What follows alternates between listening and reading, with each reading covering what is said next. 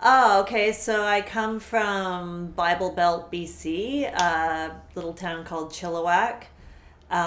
Very conservative, very right wing, very homophobic when I was growing up.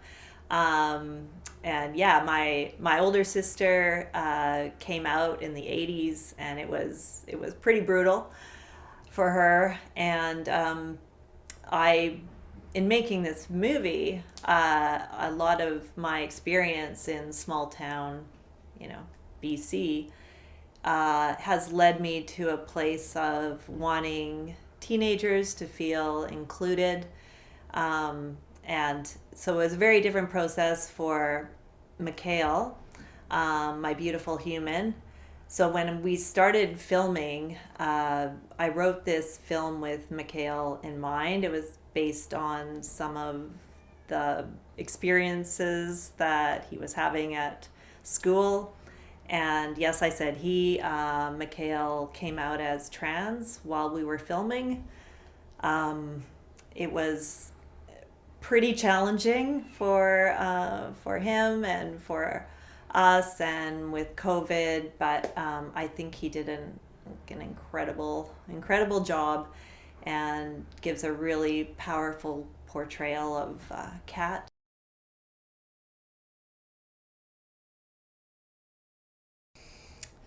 So when I initially wrote the film, MIKHAEL was this was before MIKHAEL transitioned. So um, we wrote a I wrote a sorry. It's a big question. So I basically wrote a lesbian love triangle film, and then when we started shooting, um, March 9th, 2020. So a lot was happening. It was just before COVID lockdown. Very tense time. MIKHAEL came out as trans, and we had it was quite challenging to let people on set know that yes, he's playing a girl. You met him when he was identifying as a girl, and now he's he him. So it was challenging for everyone, particularly MIKHAEL, who was a real trooper, I have to say.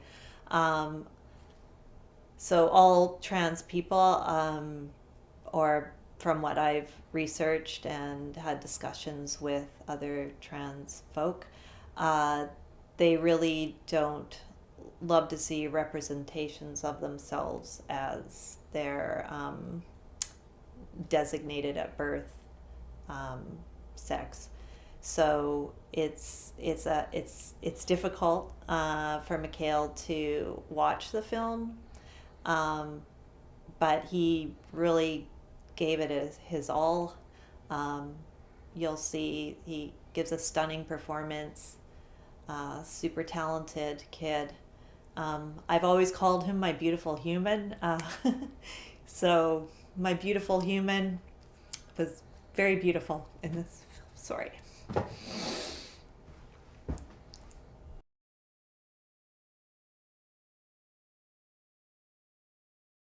It was definitely an active choice to not make it a coming out movie. So it's an urban center. It's an art school. MIKHAEL pointed out to me that people don't really come out. It's not like a big thing. It's just like, oh, they're non-binary. He's queer. She's queer. It's just you know it's just a fact. And obviously there are issues anywhere, and you do have the transphobic or homophobic people at any school. But I would say, compared to like what my sister went through coming out in the '80s, in a small redneck town, it's a very different experience. And I really wanted to portray like an authentic high school experience in this day and age. And also, there are lots of queer kids out there who have very conservative families, or they're in conservative schools, who will see this, could watch this with their families and say it's a beautiful, natural thing. And like what we're focusing on is the love story and finding yourself and exploring your passion. And relationships are awkward whether they're gay or straight. And it's like people, it's about people. And yeah.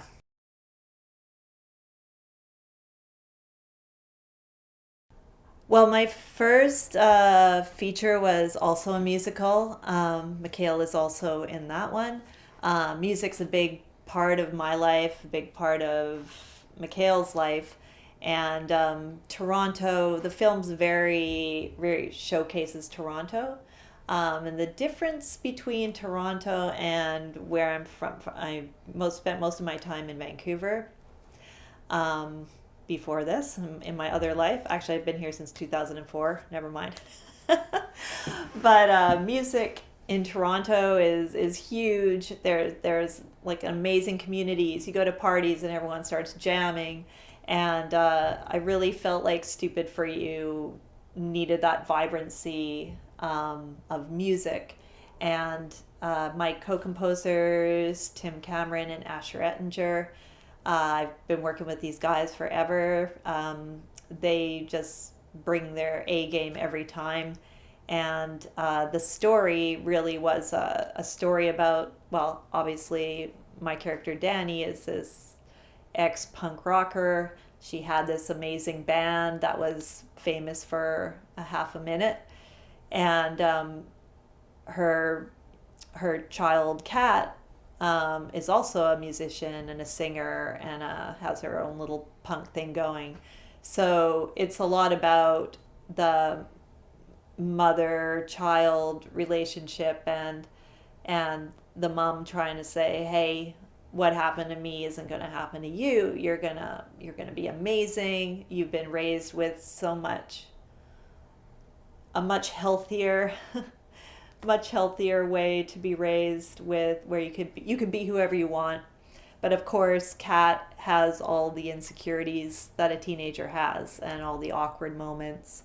Um, yeah, music gives energy to anything, and the whole crew was uplifted when we were doing the musical numbers. And then for the soundtrack, we had this amazing band that Moscow Apartment, actually high school students at the same high school that MIKHAEL went to. So there's a big combination of original songs by myself, MIKHAEL, Asher, and TC, and then the other cool soundtrack songs. So both Kat and DANI have performance anxiety, and I would say that comes from a very real place. I'm experiencing it right now, but there's something about performance anxiety that is horrifying. But it also, I've spoken to a lot of artists, musicians, and actors, and it does tend to kind of feed your performance, because you have that, it's almost like fight or flight, but it's those butterflies that gives you that energy, that aliveness. But it can be crippling if you have to get up on stage. And I think for a teenager, like a fairly introverted teenager, which I would say MIKHAEL is fairly introverted, getting up and singing is a very vulnerable thing to do, right? And if you're ridiculed, or people are just not paying attention, or something, it can just be like the worst. So I gave that to DANI, and I gave that to Kat, and I think it's powerful in that, everyone, when you're young, you have these dreams and you try to meet them, And in Dani's case, she gave it her all, and then she failed spectacularly on stage. Like, she had the dysfunctional boyfriend who undermined her, gaslit her, the usual. And Kat has seen Dani fail, and she's seen Dani become this kind of ordinary person working at a computer store. No relation to my real life. Would you like fries with that Macintosh? But yeah, so it was definitely fed by my own experience with stage anxiety and also MIKHAEL's.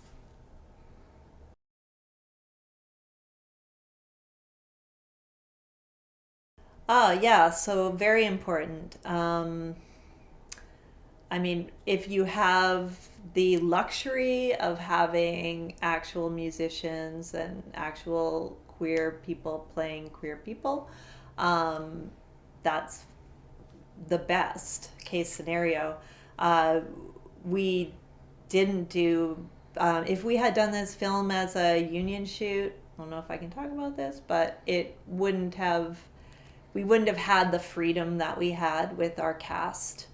I think we found some like amazing people, and the chemistry between the three teens is just fantastic. Mia is MIKHAEL's real life best friend, and she just really brought it. I mean, I think everyone's falls in love with Stevie during the filming, and Kaylin, the three of them just connected instantly in the audition, and it was just yeah, a beautiful thing. And having the real musicians, of course. I mean, you don't want people doing like miming that they're playing instruments, or have someone else singing for the singers. I mean, there's so much emotion, and there's so much richness to the music, and having actual singers performing them, it's, I don't know, I think it's essential, like, for me. Hello and welcome to the set of Stupid for You and my kitchen. This kitchen has been in two of my features, my only two features. This is a new cat though. This is Oscar. So yeah, we shot quite a few scenes in this room. Kat and Stevie at the kitchen table, of course. Dani was over at the stove cooking. This, of course, is a polyamorous diatribe poster with Sid blocked out still. This is a bit of a museum of my filmmaking. So there's a Love in the Six postcard, and there is some footage from this film that was shot in Berlin. So that's in the big bring back footage. Yeah, so this was a big part of our script, because there was a lot going on with Dani and Kat at home, of course.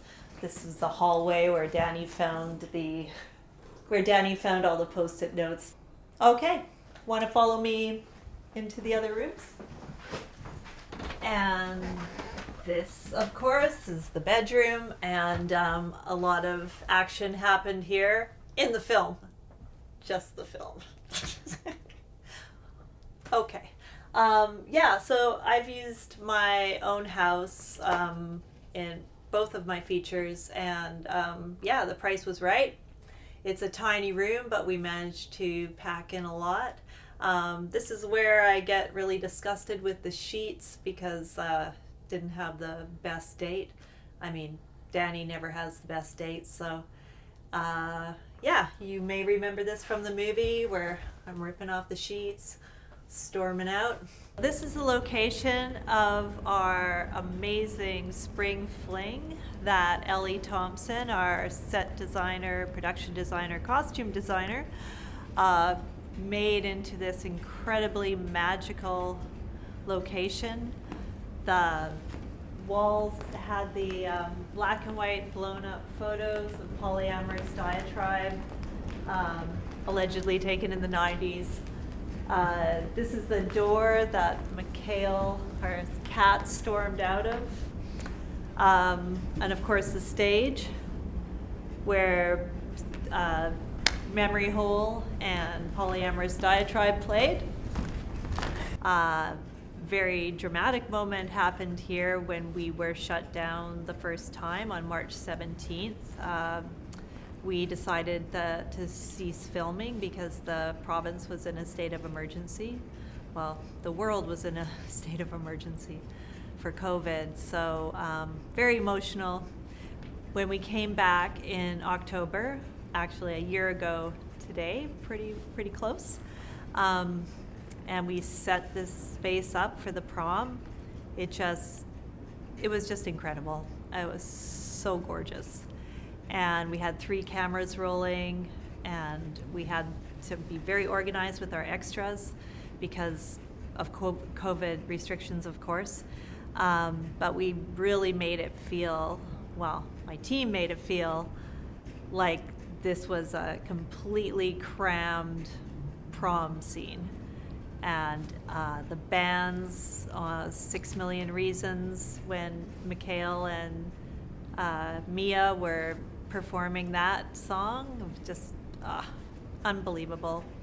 So this was our space. This is what Ellie started with, and she really turned it into perfection.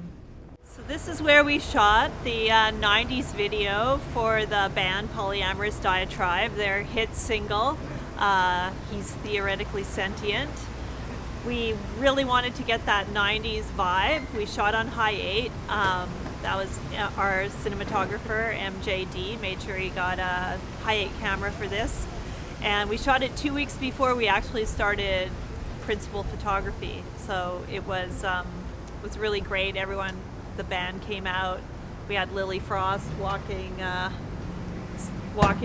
her bandmate on a leash. It was very cool. So we played the song over and over again in this spot, and people stopped and were applauding and like really getting into it. And it's such an authentic Toronto experience, like in front of the Food Basics and Gerrard Square. We have this epic plank gangway. You know what I mean. What do you call those things, Brett? Walkway. We have this iconic walkway, and it was very cold. It was February 2020. We had no idea what was to come, but it was very cold, but a very fun day, a really lively shoot, and this was a great location. Whew. This feels very much like filming because we were very cold. This is the skating rink where Eden and Stevie have their big encounter, where Stevie finds out Eden's secret. We managed to wrap all of our shots right as our permit was pulled for COVID. So we got very lucky.